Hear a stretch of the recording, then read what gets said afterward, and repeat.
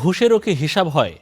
কোথায় ঘুষ চাওয়া হলো, কত টাকা নেওয়া হলো, আর সেটার একটা সেবা পেতে? এসব তথ্য উঠে আসছে একটি ওয়েবসাইটে। মাত্র 4 দিনে অভিযোগ 4,000-এর বেশি, আর ঘুষের অঙ্ক ছাড়িয়েছে প্রায় 70 কোটি টাকা। আর অদৃশ্য এই লেনদেনের চিত্র উঠে এসেছে তরুণ 2 উদ্যোক্তার করা ঘুষ.সাইটে। বাকিটা শুনবো আমাদের সহকর্মী নাজমুল হাসানের রিপোর্টে। ঘুষ কখনো টেবিলের ওপর দিয়ে, কখনো নিচ দিয়ে হয় এর লেনদেন। সাদা চোখে দেখে তা বোঝার উপায় নেই।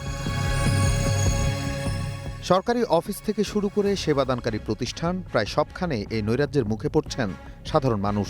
নানা অভিযান, উদ্যোগ, পদক্ষেপেও যেন এর হাত থেকে নেই নিস্তার।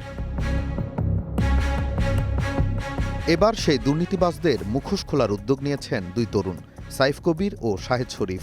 পরিচয় গোপন রেখে ঘুষের তথ্য দেয়া যাচ্ছে তাদের ঘুষ.কম সাইটে। শুরুর প্রথম 4 দিনেই সেখানে অভিযোগ পড়েছে 4,331টি, টাকার অঙ্ক 68 কোটি 49 লাখ।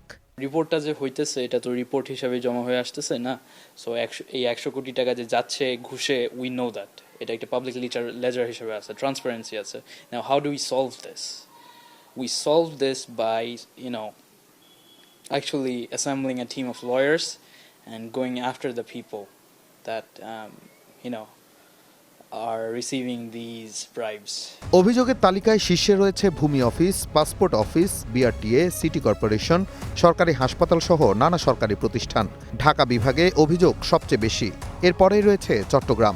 সো ওয়েবসাইটে যেভাবে কাজ করে, আমরা কোনো আইপি স্টোর করি না, আমরা কোনো মোবাইল ফিঙ্গারপ্রিন্ট অ্যাড স্টোর করি না, ওর ফিজিক্যাল ডিভাইস ফিঙ্গারপ্রিন্ট অ্যাড করে না। সো যতগুলো রিপোর্ট আসছে সবগুলো অ্যানোনিমাস।